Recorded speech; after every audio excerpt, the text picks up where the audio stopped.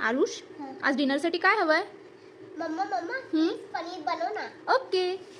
पनीर हा मुलांच्या आवडीचा विषय आहे. पनीर म्हटलं की सगळी भाजी ही संपणारच. त्यासाठी आज आपण इथे बनवतोय पनीर ट्राय पेपर बुर्जी. याच्यामध्ये मी तिन्ही कलरचे बेल पेपर्स यूज केलेले आहेत, लाल, पिवळा आणि हिरवा. आणि नेहमीच्या आपल्या पनीर बुर्जीसारखी मी त्याची रेसिपी बनवते.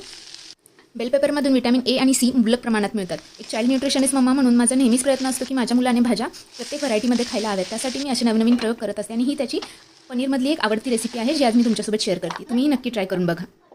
पनीर हे एक प्रोटीनचा उत्तम सोर्स आहे, जसं की आपल्याला माहीतच आहे. त्याचबरोबर पनीरमधून आपल्याला कॅल्शियम देखील. इथे मी लोखंडी कढईचा वापर केला आहे आणि तुम्ही बघू शकता भाजी बिलकुल काळी पडत नाही. मला खूप जण विचारतात की लोखंडी भांड्याने भाज्या काळ्या होतात, तर नाही, त्या अजिबात काळ्या होत नाहीत.